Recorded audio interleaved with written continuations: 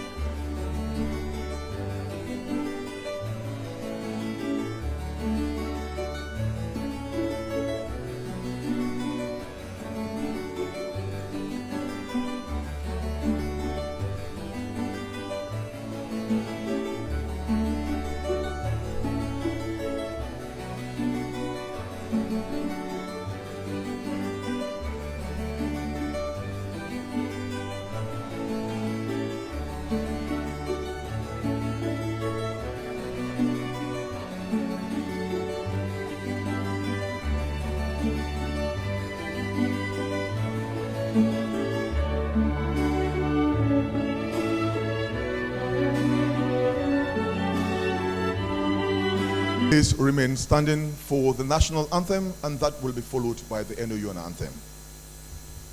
Here we are, we hail thee, our own dear native land. Though tribe and tongue may differ, in brotherhood we stand. Nigerians all and proud to serve our sovereign fatherland.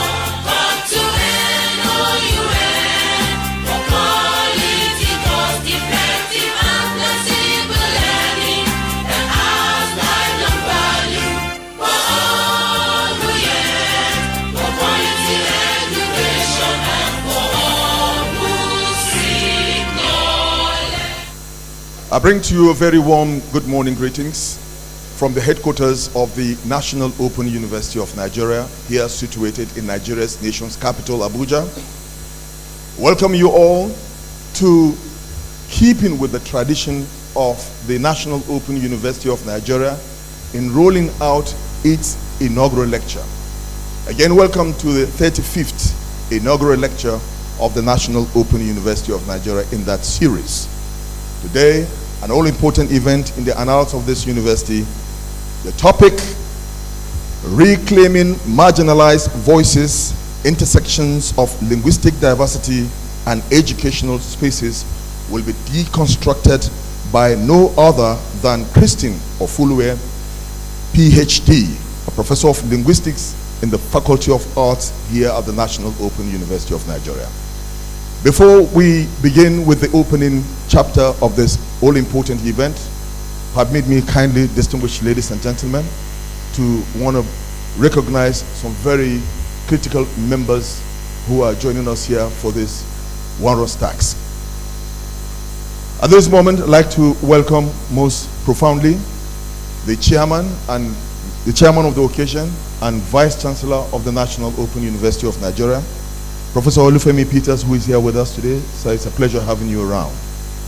I'd like to also recognize the Deputy Vice Chancellor in charge of administration, Professor Isaac Bosworth, the Registrar of the University, who is here with us. I'd like to also recognize the bursar of the university and the librarian of the university, who is also here with us.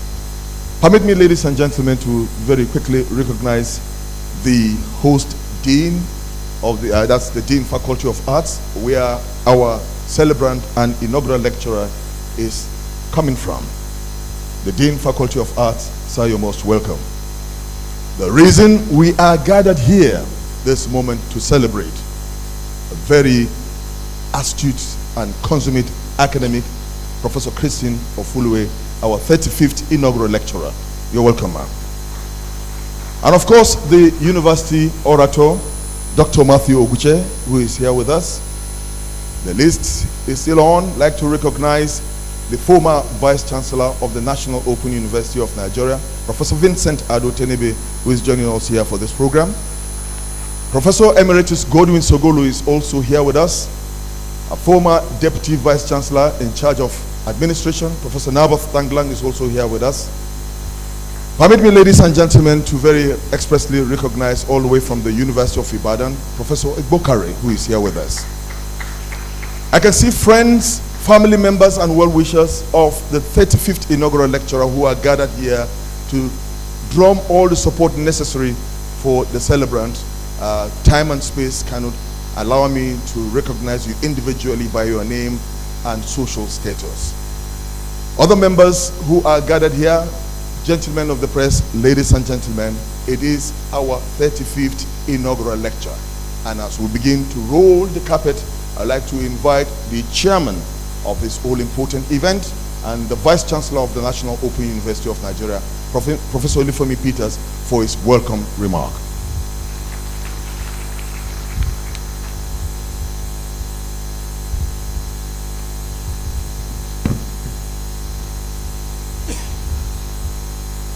Good morning, distinguished ladies and gentlemen.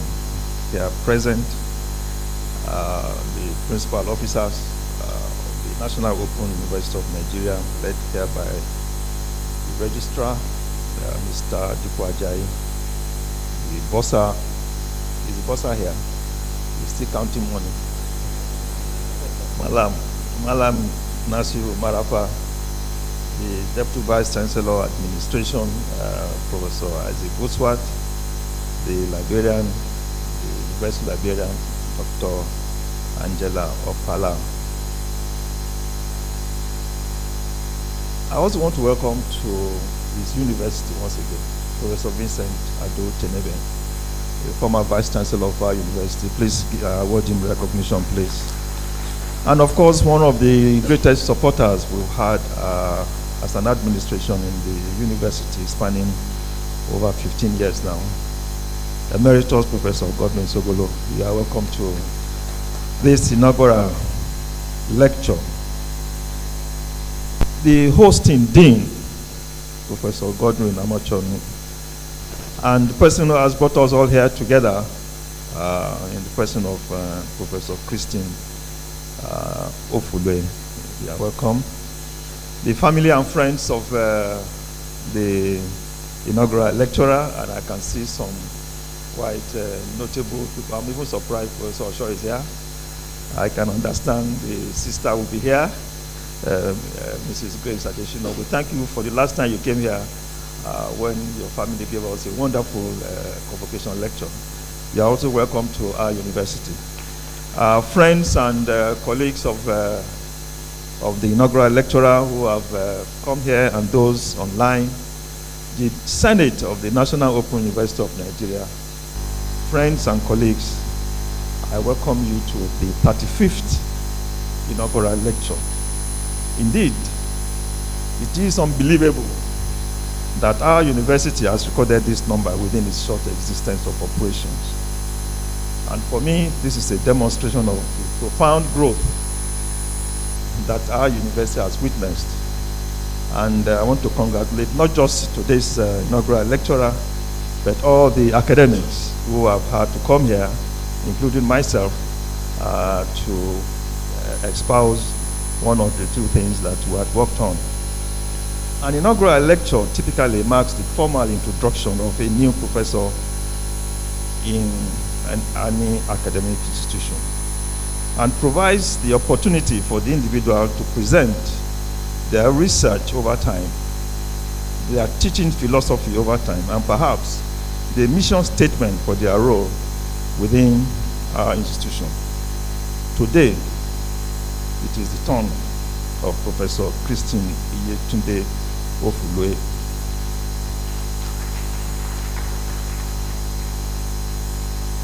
You saw the way I called the name. I will come to that later.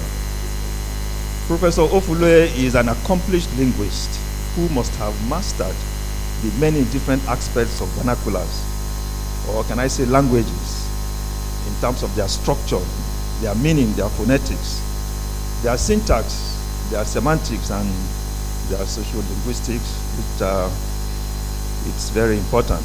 Indeed, I have known the inaugural lecturer of today to have competence in such areas as translation, which she has done quite very often, the language teaching, which I have been a subject of, and language technology. And I cannot but create your indulgence to tell you my early encounter with the inaugural lecturer when she joined our university. This was sometime in 2006. And I think I was then the Dean of Science and quite prominent in the university administration. And I had the privilege of calling her and then writing her name. And I wrote the name as Christine with a T-E-N-E. And I think after tolerating me a couple of times, the third time she told me that was not her name. And I said, "What is your name?" She said her name was Christine, T-I-N-E, with a caution that, "Prof, don't call me Christine again. Call me Christine." Not long after, I listened to a conversation within our family, and I heard the word Iyetunde. Where I come from, Iyetunde is Iyetunde.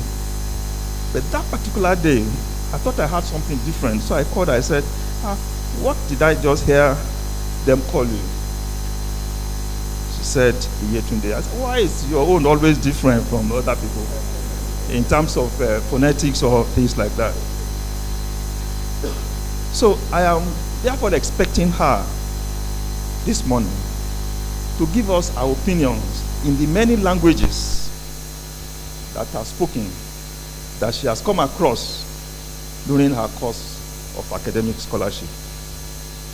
To the extent of perhaps listening to her, issues of comparison of languages and how our languages of interest must have evolved over time. However, the lecturer having found herself within our university, the National Open University of Nigeria, whose forte is to reach as many people as possible in order to nudge them towards literacy in language, towards knowledge, towards technology. It will be very, very interesting to hear how she's going to weave the many faces of language with the many faces of reaching as many people as possible.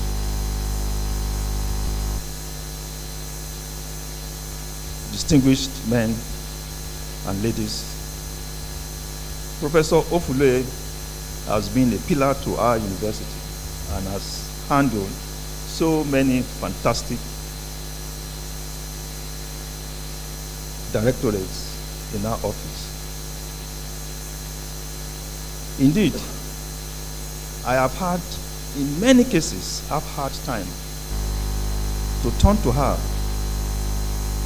to fine-comb many of my addresses and speeches that are presented for many years now.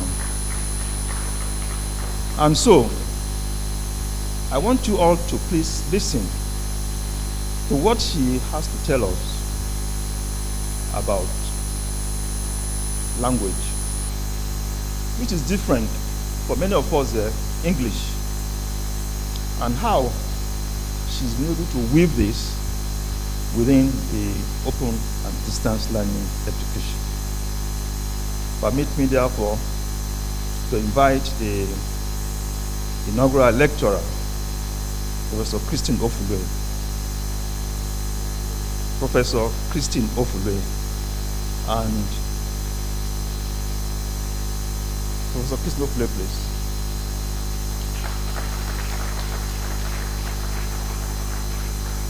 Whose citation will be read by Dr. Matthew Oguche. Happy listening.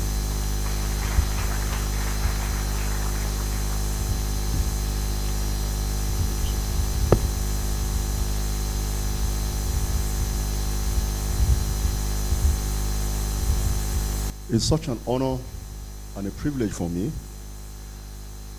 as I read the citation of my mentor in oration, Professor Ofulue, who has taught me the rudiments of oration. So her mentee is reading her citation today. Citation for Professor Christine Iyetunde Ofulue, inaugural lecturer for the 35th Inaugural Lecture of the National Open University of Nigeria.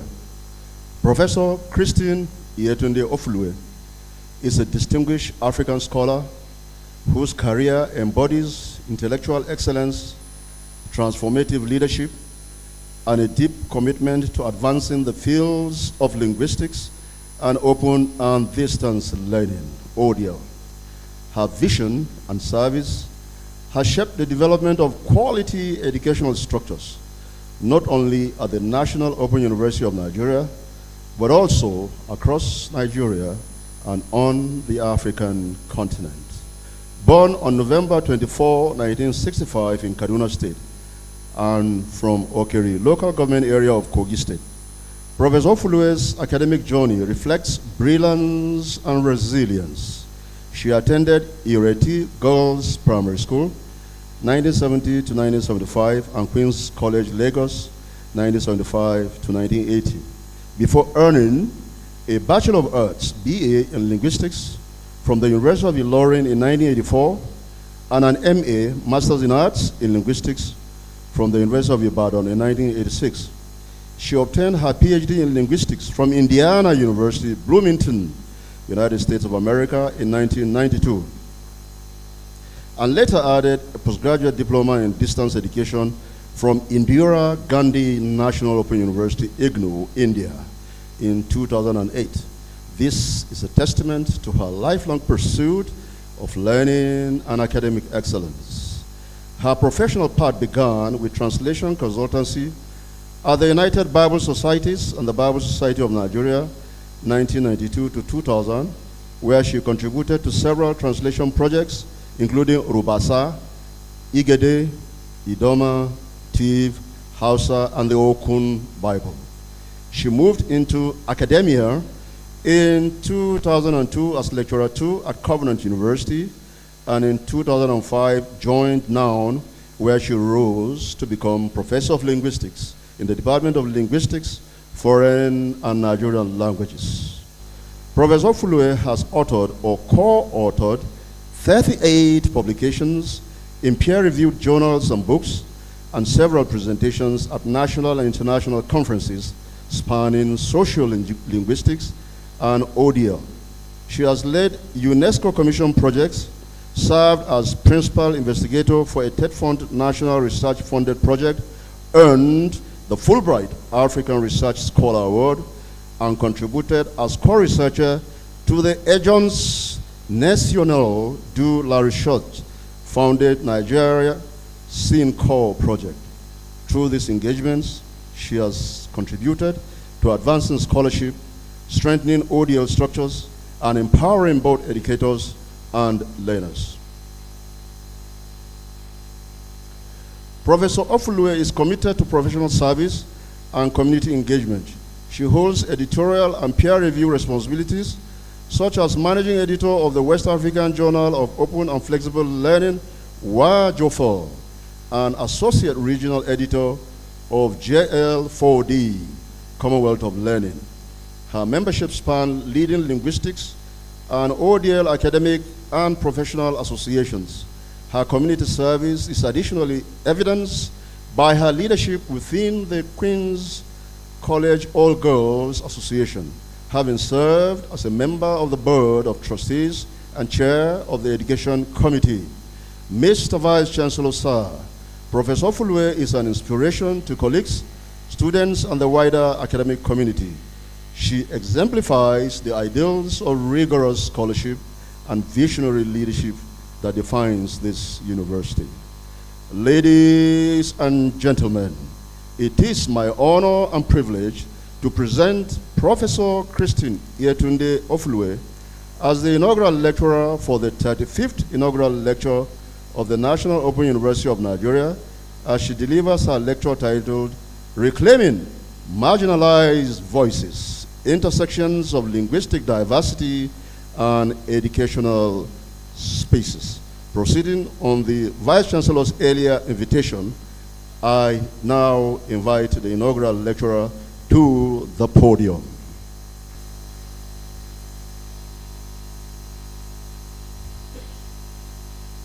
The Vice Chancellor, sir, thank you very much for a very extensive introduction and your kind words, and thank you, University Orator. I'll go through quickly the protocol. The Vice Chancellor, National Open University of Nigeria, the Deputy Vice Chancellor, Academic, the Deputy Vice Chancellor, Administration, the Deputy Vice Chancellor, Technology, Innovation and Research, who is unavoidably absent, the Registrar of the University, the Librarian, the Bossa, the Dean, School of Postgraduate Studies, the Dean, Faculty of Arts, my Head of Department, Linguistics, Foreign and Nigerian Languages, Dean of other faculties, Directors of institutes and centers, professors and other members of Senate, and I must not fail to acknowledge the presence of the former Vice Chancellor, Professor Adu Vincent Tenebe, under whom I served as well. Thank you very much, sir, for coming. And Emeritus Professor Godwin Sogolu. Thank you, sir. Distinguished colleagues, distinguished guests, staff and students of the National Open University of Nigeria, gentlemen and women of the press, ladies and gentlemen, including those joining online. It is a great honor for me to deliver this inaugural lecture, the 35th in the series of inaugural lectures of the National Open University of Nigeria. Before I begin, I would like to express a few words of gratitude, first to God for his many blessings and for being my pillar of support. I am grateful to the Vice Chancellor, Professor Olufemi Peters, for granting me this opportunity and for his presence here today. I thank the DVC academic, Professor Chidum Felix Mafena, and his team for their understanding, patience, and guidance. To the Retrieval team, the NOUN Press, Directorate of Works, and everyone, thank you all very much for the hard work that has been put into this moment to make it possible. To my colleagues, to friends and family, some of whom I'm so surprised to see them, thank you all very much for being here today.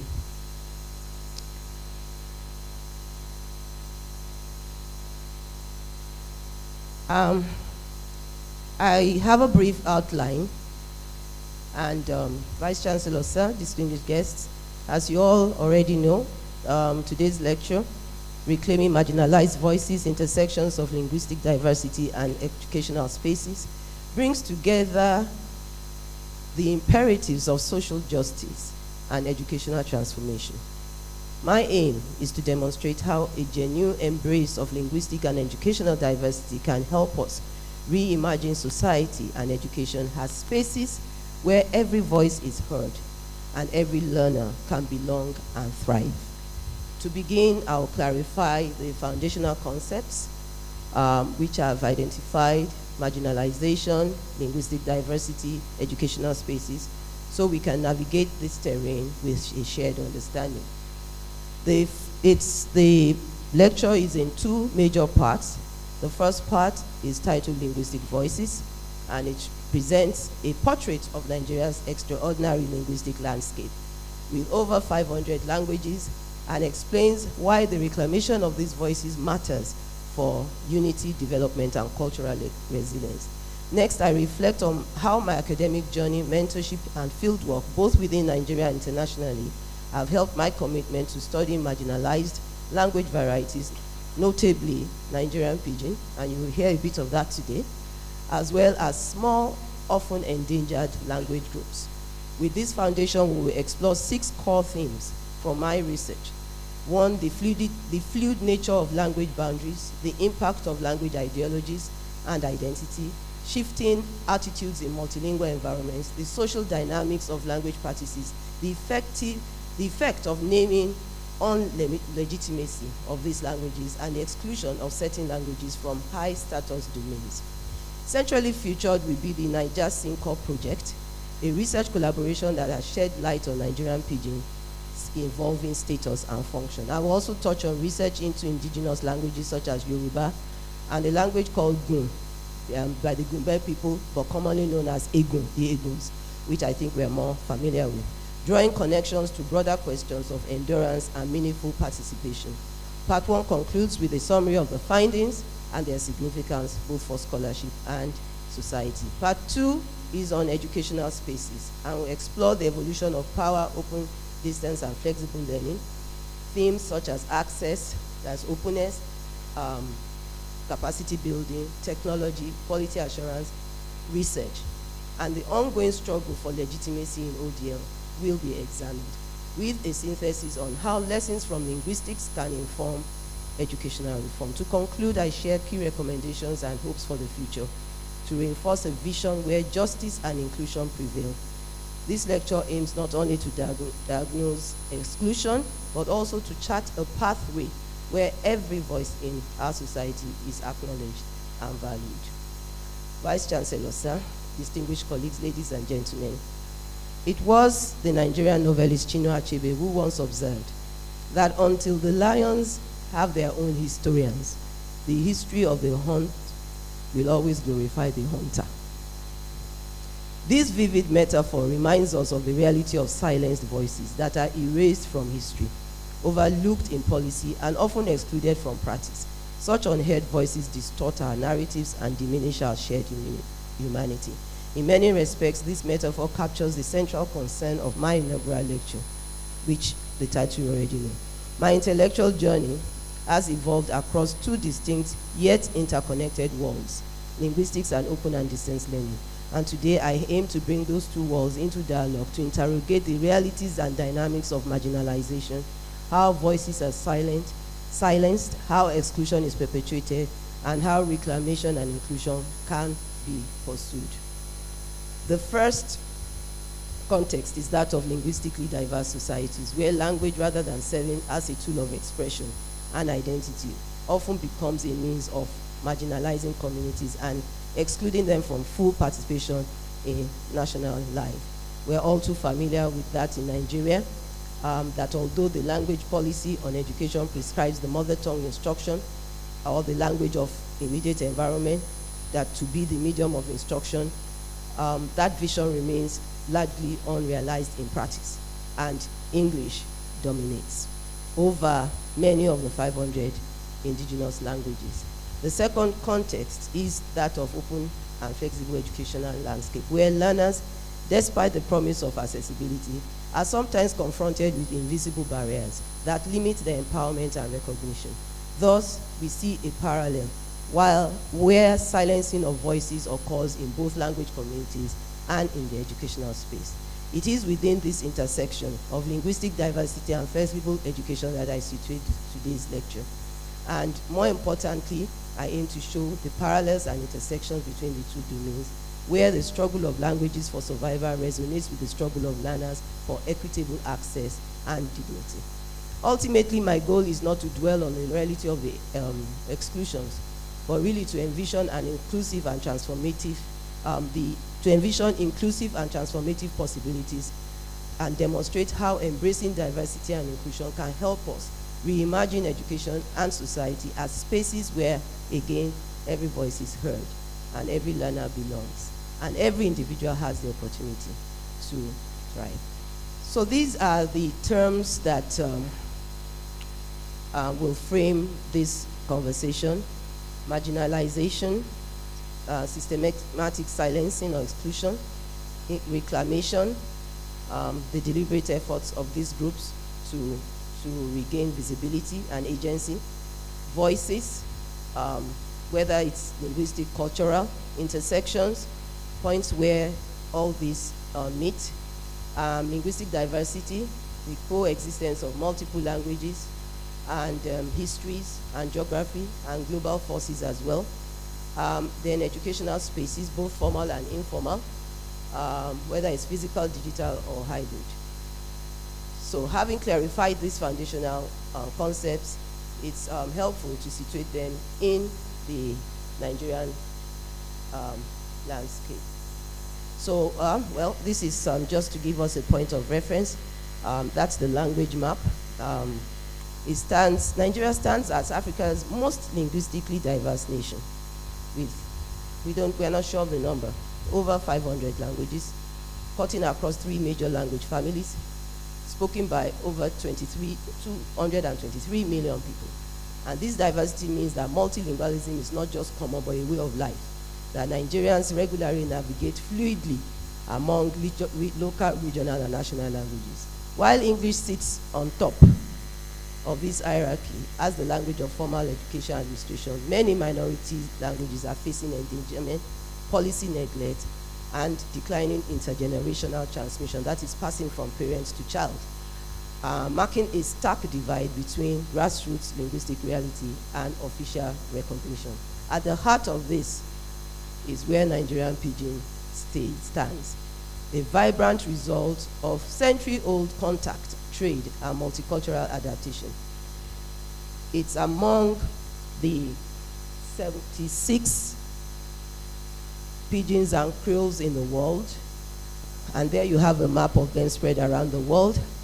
And recently, we've just been told that it's the 14th most widely spoken language globally, with only followed by, in Nigeria, by Hausa, 121 million speakers. It has evolved from a colonial era trade code into a pan-Nigerian lingua franca, serving daily communication, creative expression, and social bonding.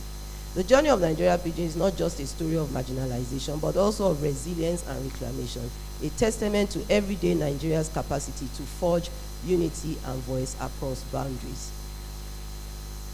Promoting linguistic and educational diversity is not just about inclusion, it is transformative, enriching the fabric of any society. So, just supporting linguistic diversity means affirming the right to speak and to be heard. Yet behind this vibrant tapestry lies a complex and dynamic situation where you have diversity coexists with marginalization. Now I'm not going to go through the about marginalization and exclusion. When you get the lecture, you can look at it. But just to say that marginalization occurs when speakers of minority or indigenous languages or endangered language communities or non-dominant dialects or other languages of communication are restricted or excluded from participating in mainstream domains. Similarly, in education, language shifts to online, flexible platforms.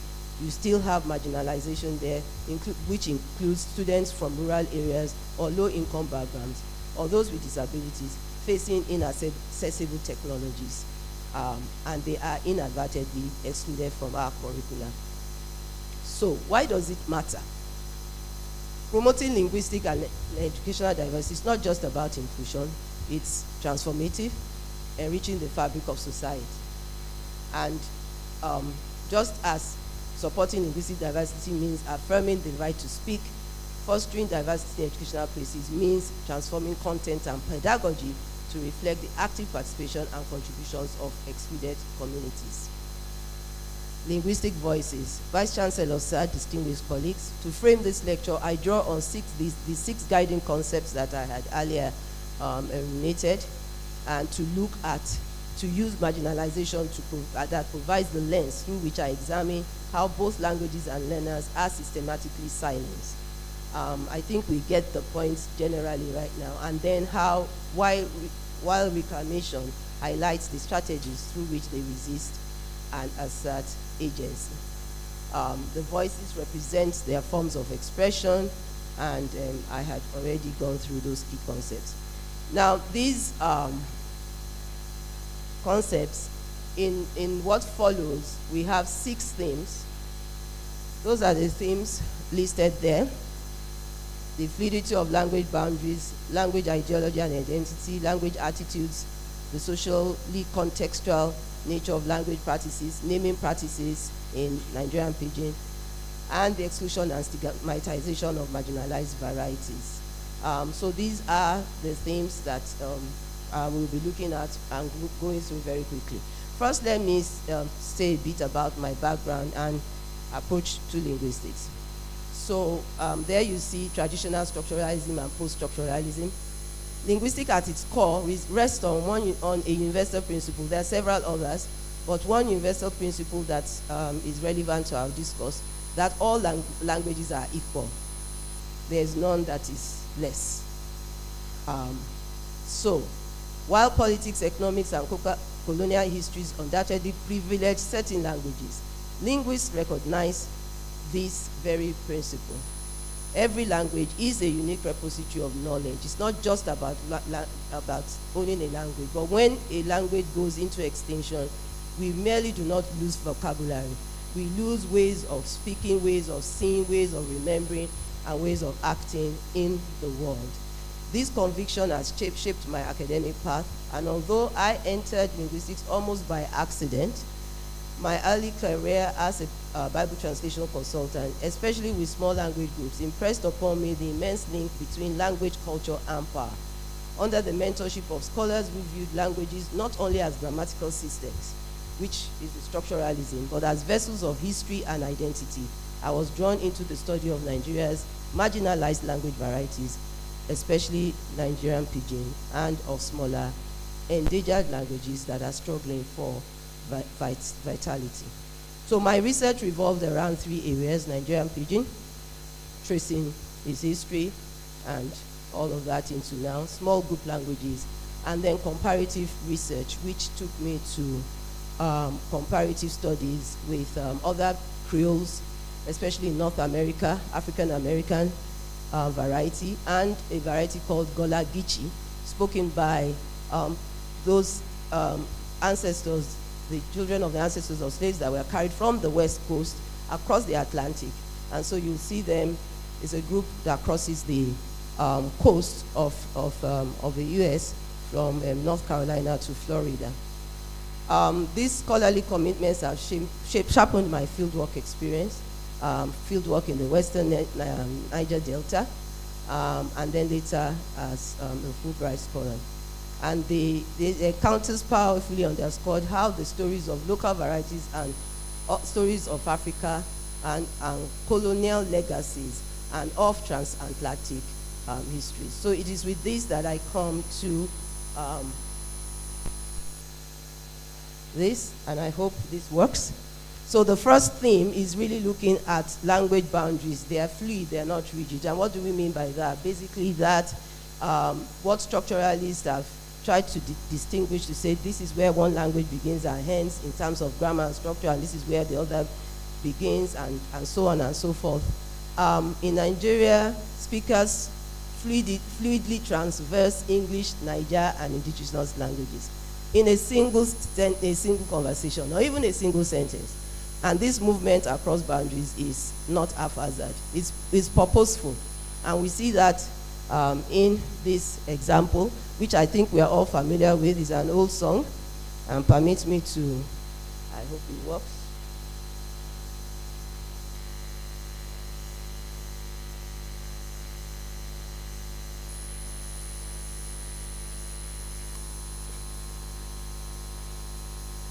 failing this time. It's not working. But I actually wanted you to listen to it. And if you are looking at it, you could try to determine where English starts and where it ends, and where Pidgin starts and where it ends. It's actually quite difficult for you to see where it ends, and even more difficult when you're listening to it. So such practices disrupt rigid structuralist categories, like they call it code switching. But where does one code start and where does one end? So this fluidity challenges ideological hierarchies that stigmatize contact varieties and say that they are deficient or they are broken. Like we will refer to Nigerian Pidgin as broken. Some of us still say broken. And that, so far from being a deficit hybridity, it indexes pan-Nigerian identity, especially in the popular culture today. And it indexes resilience and creativity. So we just quickly go to the next slide. So, wow. Slides that. So just to summarize, you can see the summary there that about this theme. Now it's gone again, but we already know what we've talked about. There are issues with this. It's very sticky, please. I quickly go to the second theme, language ideologies and identity. And here again, it's a theme that has shaped the direction of my research, where it's not just about the language. There's ideology behind, behind these languages. And I say that language ideologies work to harden those boundaries, and in that process determine which voices are legitimized and which ones are marginalized. And by that I refer to also Nigerian Pidgin. I talk about language ideology and language identity, and quite a number of studies in that, as you will see in the lecture. Time will not permit me to go through them. Speakers do a lot of linguistic practices, semantic inversion, metrolingual creativity, and in trying to reclaim the marginalized languages. Nigerian women! Talk true! Some men are absolutely insane. I tell you now, they treat their women like footballs, kick her like C. Ronaldo, give her headbutt like Zidane, bite her like Suarez, can't shoot her. Talk saying a mistake. Today, we will speak to them in our local parlance. You go look am for eye. Tell her and say, Ubunka. Yo, Zanchikanyanka. Oh boy. Something go happen, oh boy. You go wound, like Nigerian women. Yeah. Sorry guys, but this is only talking about a certain group of men, not all men. So that's the summary of that theme. But you see, if you watch the whole thing, and I think I provided, you will see at least 4 languages being used just in that one production. And it's an identity marker, and that's just the point. We will go to the third one quickly. Okay, theme 3 is about language attitudes in multilingual spaces. And you can see a quote there, which is by Professor Ekbohari, will remember her, late Professor Augusta Omamo. That was her quote, just to reflect what attitudes that Nigerian Pidgin has encountered over the years, that her father forbade her to use Pidgin at home. And she said by the time he died, the battle was over, and it was clear he had lost the battle. And she actually would speak Pidgin to her son, and nothing happened. I mean, these are people that speak, maybe even better than the owners of the English themselves. So the perceived prejudice is what languages like Nigerian Pidgin face in this context. So that's the summary. And here we're just looking at the colonial structures that we have now, is now part of our mindset. And those are things that need to change in order for reclamation to happen. We go quickly to the fourth one, So here we have language practices which are deeply social. We say they are deeply social and contextual. And there are about 4 items that I've looked at there in terms of social context, status, orthographic practices. There are a lot of what speakers are doing themselves, and creativity, lexical expansion, then marginalization and reclamation in practice. And there we talk about literary works, translations, like I know Professor Boare has done quite a bit translating Chinua Achebe into Pidgin, at least 2 of his books. And a lot of Hamlet has been translated into Pidgin. And then you have Bible translations. I give you a quote there. If you can try and read that. Just to give you, these are all examples of reclamation for the language. This is theme 5, naming practices in Pidgins and Creoles.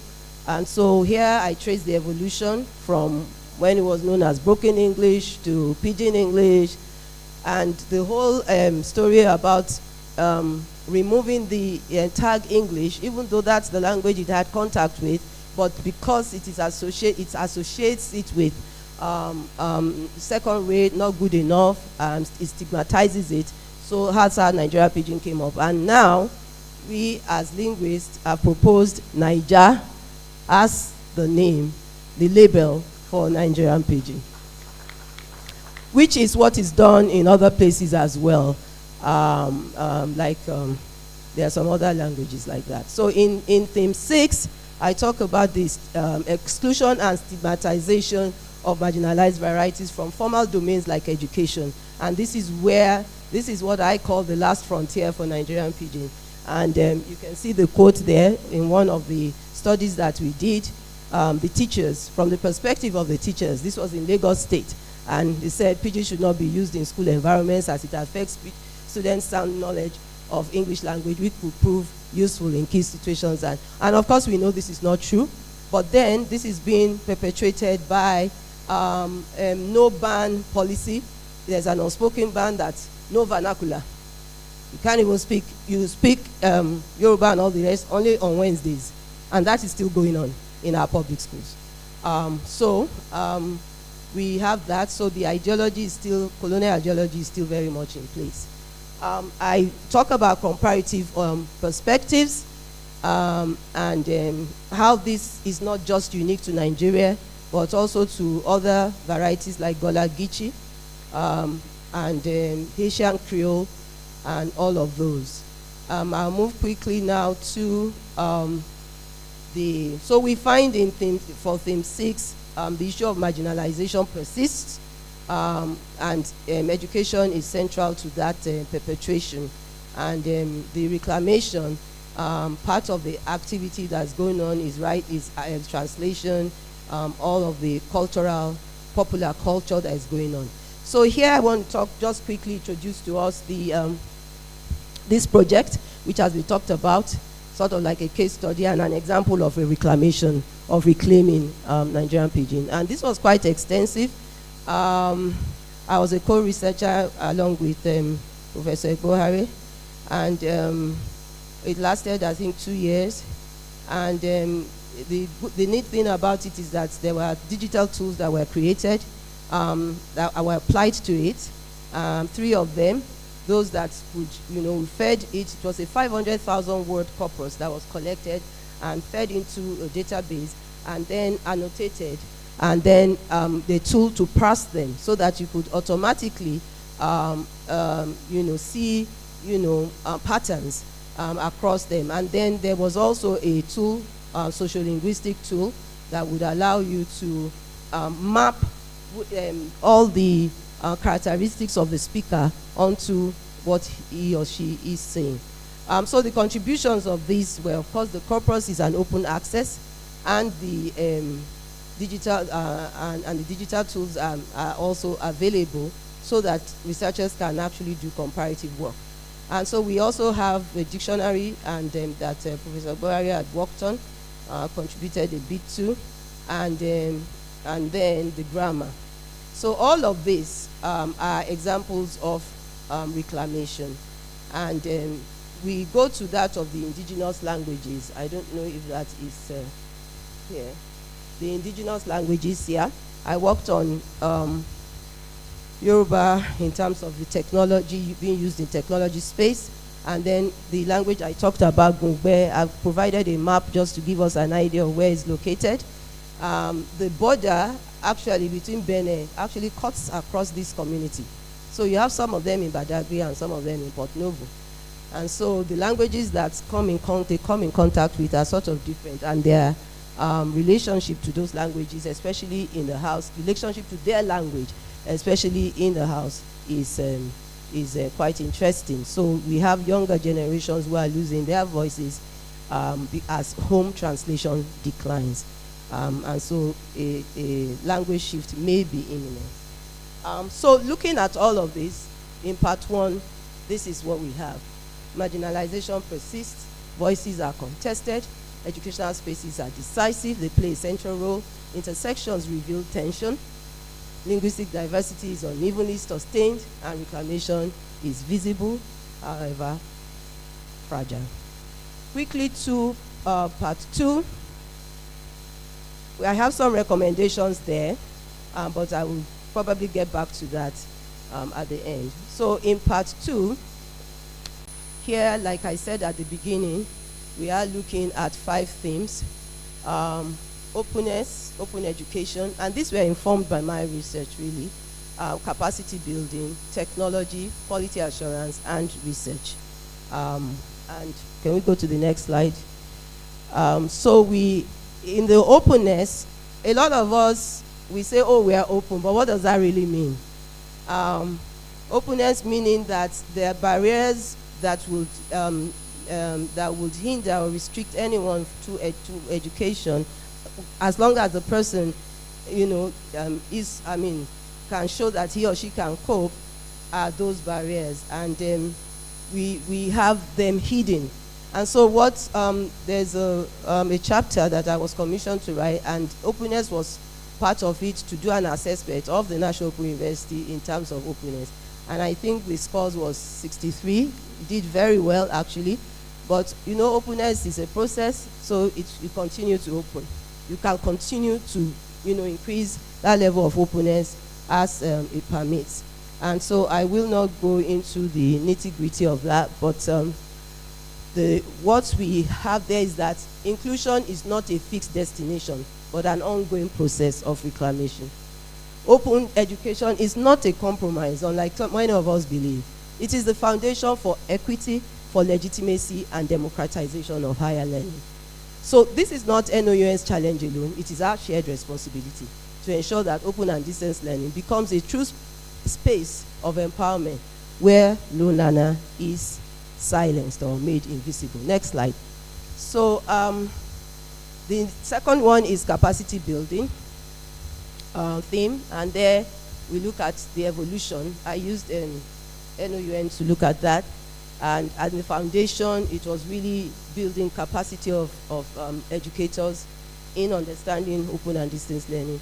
And sometime in 2018, the digital, around just before COVID, the imperative for technology came about. And then now, what I have seen, and interestingly, a few others, is the issue of the need to professionalize this space. And so we see that, again, these are, in a way, efforts to reclaim and to legitimize this field in the education space. So we talk about technology as not neutral. It's an enabler, but we have to be careful that it does not introduce more inequalities.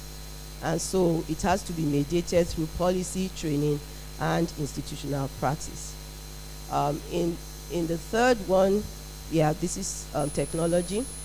And in the fourth one, next slide, quality assurance is very key. And I'm very happy that NOUN, I think, is one of the few universities that actually has paid very good attention to this. and is entrenching it within the systems, and it's a continuous process. And so it's not just a technical process, but it is one that will enable all stakeholders to be able to see that open and distance learning is to legitimize it even the more than it is in terms of perception. Not because it's not legitimate, but it's the perception.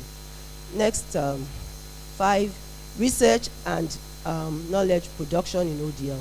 So that I think we have worked on by the project that we did, but what we are saying here is that without research, and rigorous research too, ODL can continue to face skepticism. And so this is an tool for reclamation as well, and this is why it's really very important. And I'm happy that one of the projects that we worked on was funded by the TED Fund, National Research Fund, and it's actually the first NRF of this university, and I'm glad that it was on open and distance learning. And we have a database that has all research in Nigeria, and it creates the research, and it's an opportunity to make the research more rigorous. The repository, I'm grateful to the Vice Chancellor for approving that it's be put on our website, and traffic will be driven to it. The second tool was that of the contextualized framework, which will help researchers to know what is priority and what should be we working on, so that there is a concerted effort towards that. Next slide. So the summary basically of part 2 is that openness broadens access, but it only becomes meaningful when reinforced by research evidence, and that will inform policy. That capacity building depends on research that identifies practitioner gaps and future needs. Technology and digital literacy require research to ensure that innovations empower, they do not exclude. Quality assurance must be informed by empirical data, analytics, and contextually relevant standards. And finally, research transforms ODL from a reactive provider into a resilient, legitimate, learner-centered system. So what's in conclusion in these 2 parts? Diversity of languages and learners. These are the syntheses, these are where they intersect. Marginalization from exclusion from key spaces. Reclamation through inclusive policies is really what is needed. Instrumentality of networks and communities of practice.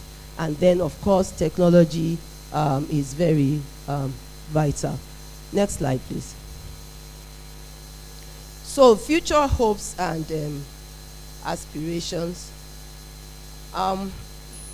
For future hopes, in closing, Vice Chancellor, sir, I would like to say that we do have, as I bring this lecture to a close, I would like to return back to our central theme, the struggle against marginalization, the relentless pursuit of reclamation. And whether in the realm of languages or in the arena of educational delivery through ODL, the questions have remained the same. Whose voices are heard? Whose are silenced? And how are the silenced reclaiming their voices? So, for future hopes and directions, sir, having traced all these parallel struggles of languages, ODL systems against marginalization, what are the lessons for the future?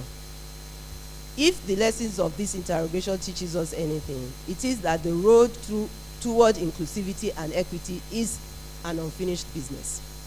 The future must be built intentionally through reform, innovation, research, preservation, and collective will. I have a number of points, but I will just read the first. First, policy reform is very urgent. Second, technology must be reimagined as a tool to center African voices. Right now, it's not. Third, sustainable research frameworks must be deepened. Fourth, preservation and digitization of indigenous Nigerian languages and local knowledge systems must be accelerated. Fifth, ODL itself must be empowered by equity-driven systems. And we must also build resilience for the future, because we never know with the next disruption that will come apart from COVID-19 and the new challenges that continue to test our systems. But policy development alone is not enough. There must be synergy among all stakeholders, and to this end, I call on professional and institutional drivers, including NOUN, ODELAN, Linguistic Association of Nigeria, English Association, Scholars Association, to come together and engage governments, industries, technology developers, language groups, and learners themselves to ensure holistic implementation. Only then will policy translate into practice and promises into genuine inclusion. In closing, Vice Chancellor Sir, distinguished colleagues, I return to the words of Chinua Achebe about the lions and the hunter.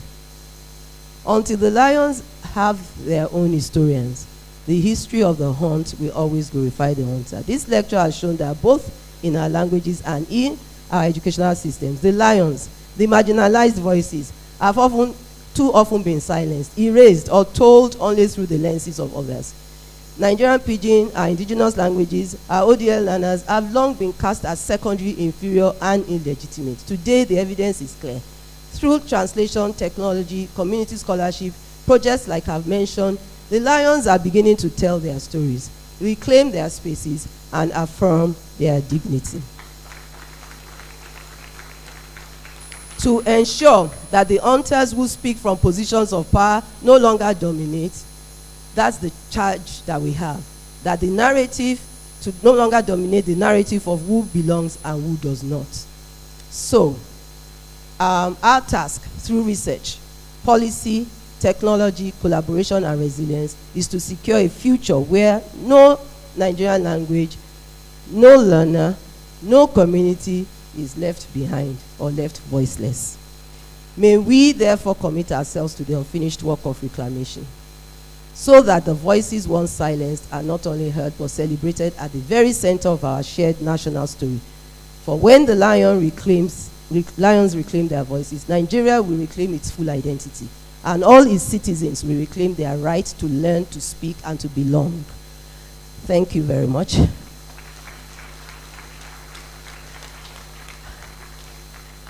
I will now to quickly go through acknowledgements. I think I'm past my time, but this picture is very dear to me because this was taken in on St. Helena Highland. It was a heritage event by the Gola Gichi, and I was there and I met this young girl carrying our flag, because they carry the flags of all the countries that their ancestors were brought from, and they celebrate this to, just remember and pass it on to generations. So, and so that is it. Acknowledgements.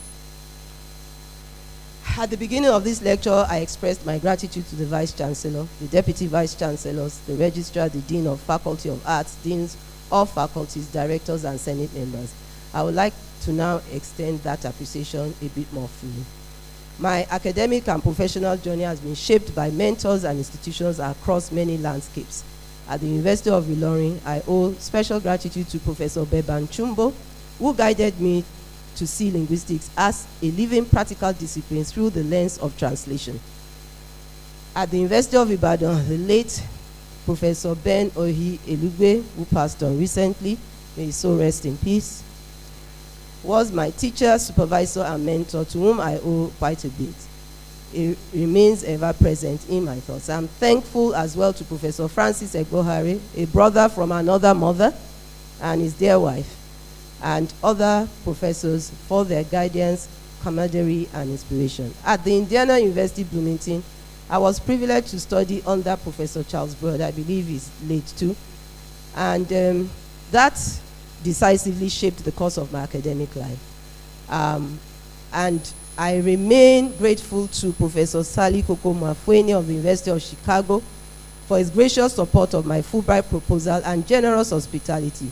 I appreciate the support of my host, Professor Tracy Weldon Stewart of the University of South Carolina, and friends that I made over there and who made my stay at that time very productive and fulfilling. I'm grateful to the family of late Deacon Emmanuel Ejiko, was a former librarian of the now Delta State University.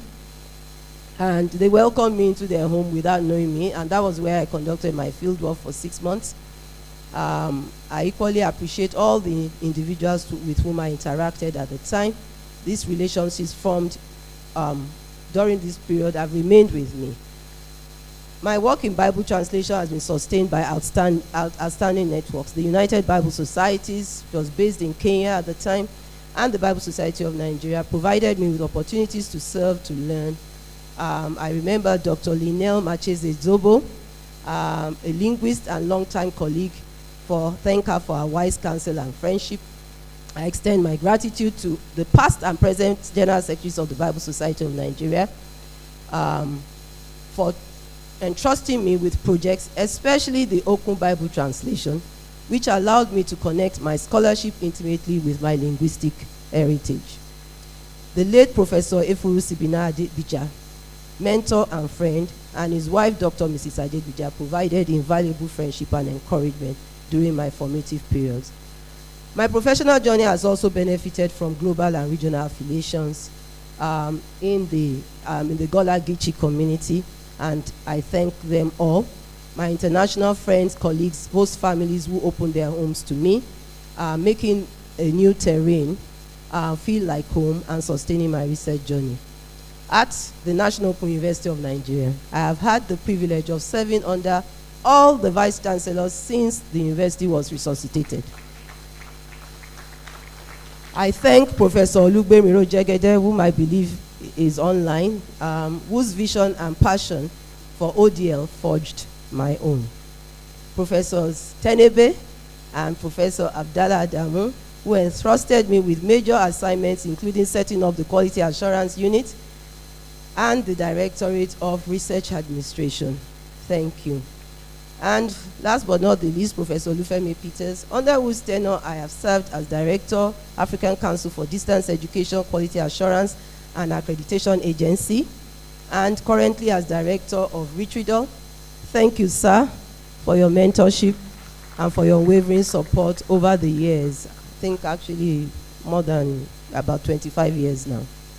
My gratitude extends to the Senate, Deans, Directors, colleagues in the Faculty of Arts, my faculty, and the Department of Linguistics, Foreign and Nigerian Languages, as well as colleagues from other faculties. Thank you for your encouragement, collaboration, and steadfast support throughout my journey. Your contributions have enriched my work and strengthened our shared mission. I honor the memory of seasoned administrators and scholars, the late Mr. Michael Abikoye, for all those who knew him, Professor Fagbamiye, Professor Ikpaye, Professor Adu. May their souls continue to rest in peace. I acknowledge the pivotal role of national and regional and global ODL networks. ODELAN, ACDE, Commonwealth of Learning, International Council for Distance Education, in broadening my understanding and shaping the global vision of open and distance learning. I must not fail to thank the Ritridol team, small but mighty. They deserve my most profound appreciation for their tireless work. And if they are in the hall, if you are a Ritridol staff, please just stand. Thank you very much. And many others that are too numerous to mention that have enabled this lecture and our ongoing mission. My research would not have been possible without the extraordinary collaboration of the TED Fund project team, Professor Johnson Opateye, Dr. Wolu Mate, Felix Olakuleyin, Dr. Adeshina, Dr. Yabo, Dr. Gwala, Shemoluide, Dr. Dejeji. Together, we delivered Nigeria's first contextualized ODEL research framework and repository. The Learning Analytics project team, I thank our indefatigable, tireless visiting professor and consultant, I believe is online, Professor Paul Prinsloo. Thank you for opening new vistas for scholarship. I'm grateful to colleagues in Nigeria and international education who have joined online. I'm also grateful to, I have unofficial mentees, and one of them is here today, traveled all the way from Ibadan, Odiri. Thank you very much for being here and representing your colleagues. To sisters from my alma mater, Queen's College Old Girls Association, I believe some of them are online, class of 1980, and others, you are my lifelong network of friendship and sisterhood. To friends who have become part of my extended family, Professor and Mrs. Emmanuel Nzewi, Mrs. Pauline Ekere, Mrs. Omolola Asukwo, Professor Dicta Ogisi, Professor Margaret Bassi, Professor Sidi Osho, whom surprised me to be here, Leko Antoyin, Muyosori and Princess, Professor Fred, Antina Adegoke, Pastor Kola, Mrs. Adegoke, and many others, my church family.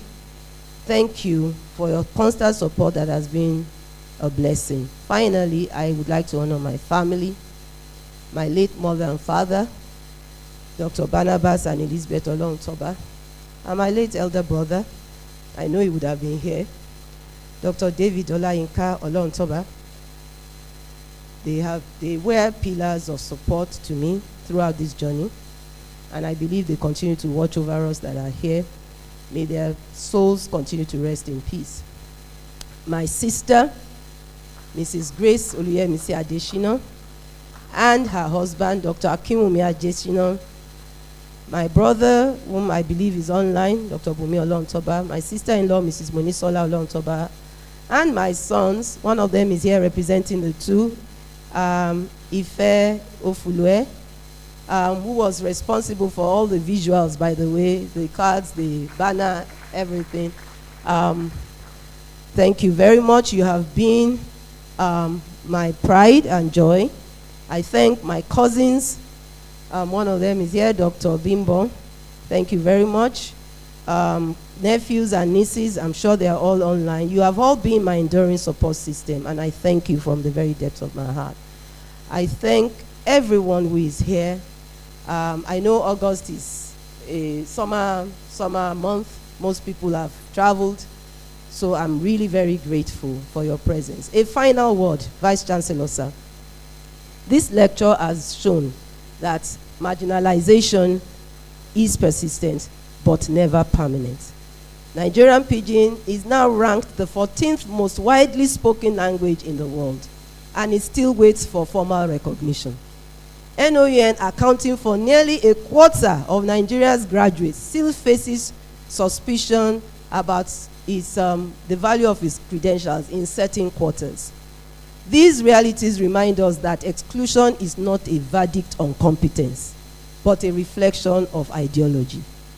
The future demands a collective and synergized resolve among scholars, policymakers, institutions, networks, communities to shed colonial mindsets and to advance a new era of reclaiming our own voices and narratives. Only then will our languages, our learners, our educators, our educational systems take their rightful place at the center of Nigeria's story of equity, dignity, and progress. I thank you all.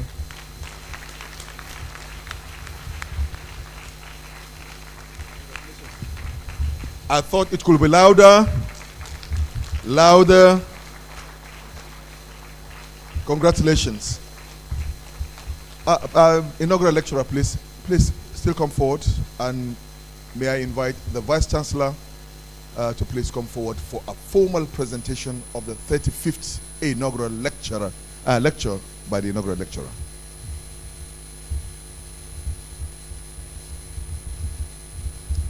It is my distinct honor and privilege, sir, to present a copy of my inaugural lecture to you. Thank you.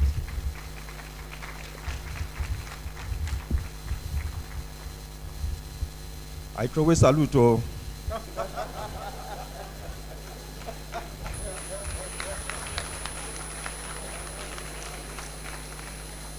Now we just hear what the inaugural lecture don't tell us.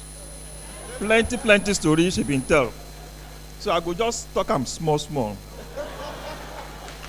The first thing which she say be this. She say all languages then they equal.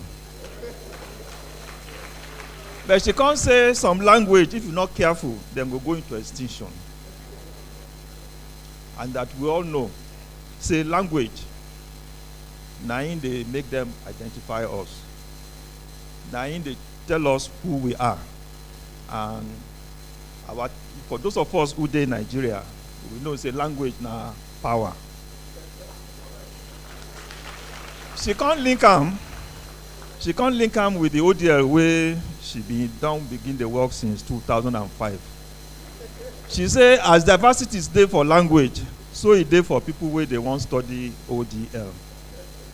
You can't warn us say as language they disappear, so they say the learners themselves then they disappear. She can't say make sure say as we want make say language no come out for saying, so make we not allow language our students also not to learn. So now so she talk but she can't end them. I never finish. She can't end them. She say until the lions begin write their own story. The story way the hunter they write, it can never be correct. Thank you very much.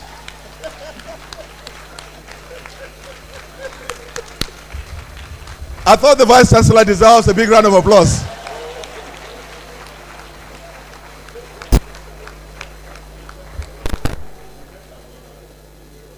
I dey think I say make we continue from.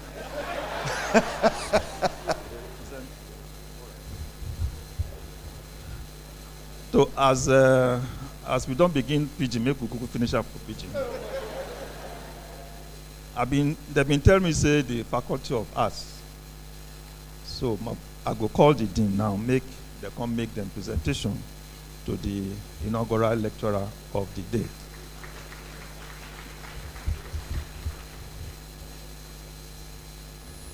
Thank you. Want thank our VC for say Christophe Ofulue in our own, and today in our day we thank Prof Bukare from University of Ibadan, the man who does not believe in the wisdom of the crowd, and to him all knowledge is plagiarism, only stupidity is original. For Ofulue, say now our first class professor, the person where in own humility they humble your humility. So we thank God for today. On behalf of staff, students of Faculty of Arts, we congratulate you. Thank you very much. Yeah. Yeah. Thank you.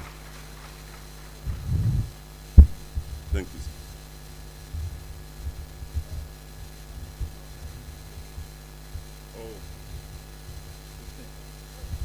You will come back. Oh. This one is from the Department of Linguistics, Foreign and Nigerian Languages. Congratulations once again. Thank you.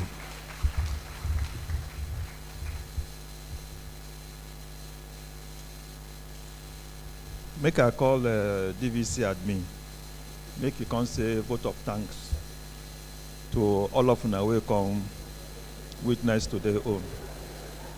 Now, thank you.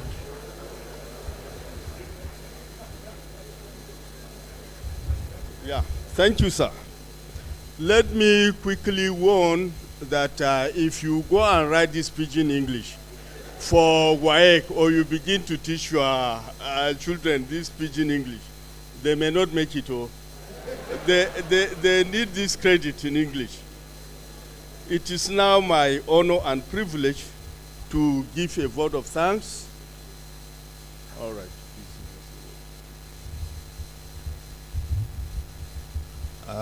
I am sorry I omitted one or two things. If you check the virtual line, there are almost 97. This is the. All right, it has grown to 109. The last time I looked at it was 97. This is 109. Almost half of us that are here show the audience to which our inaugural lecture has spoken to today. a worldwide audience, including Professor Olukbemiro Jagede, our Vice Chancellor, who the inaugural lecturer had actually praised so well. So also is Professor Paul Prinsloo, a late addition to our colleagues, professional colleagues from UNISA, who have been of tremendous support and intellectual delivery to Professor Christine Ofulue.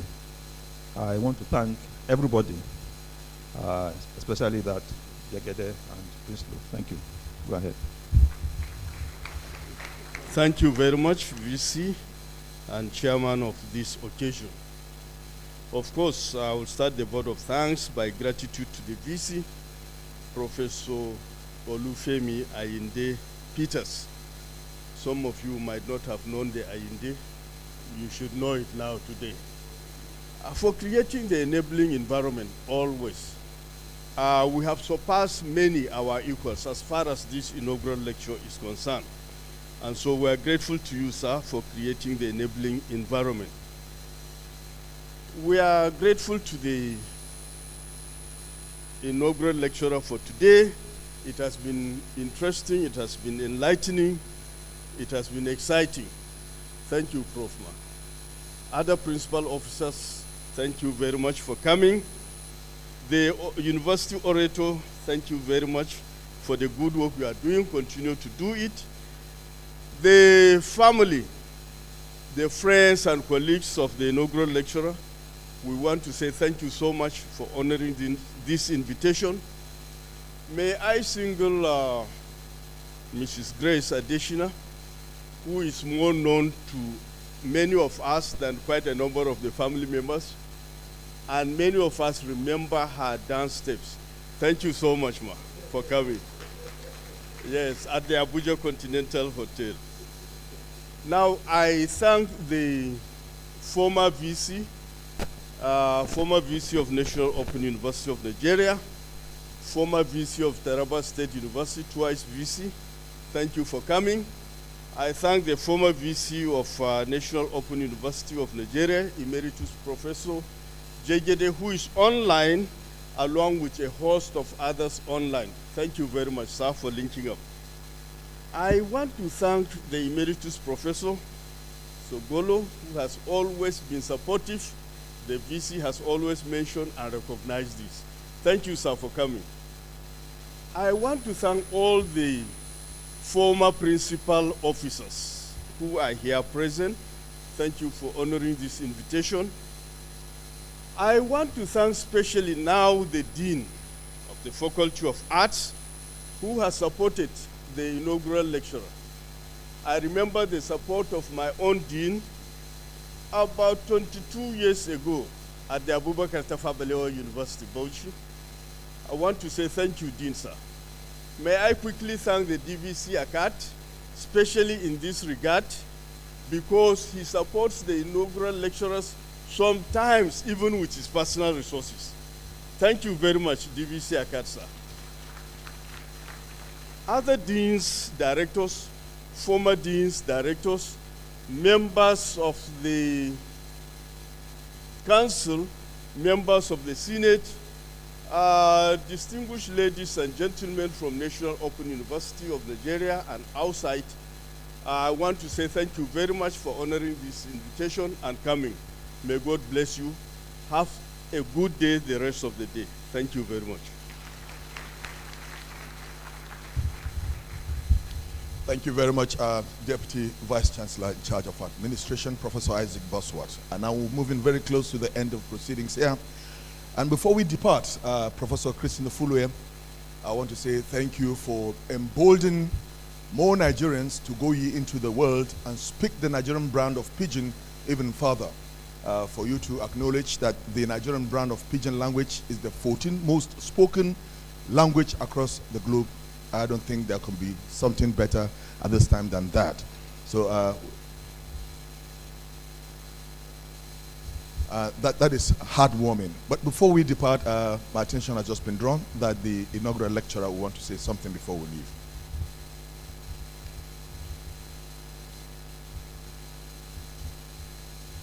Actually, I thought he was going to say, I'm really sorry to break protocol, but I couldn't but want to acknowledge the presence of my brother's friends, who in a way they are here representing him. Dr. Dele Abegunde, thank you for coming. And Mr. Ayo Joseph, thank you very much for coming. And my cousin, Professor Lanre Moody, retired now but not tired, from the University of Ibadan. Thank you very much, sir, for coming. And of course, Dr. Bimbo and her husband from Lokoja, thank you very much. I think I had already recognized everybody else. Thank you. And having said that, this is just a form of announcement.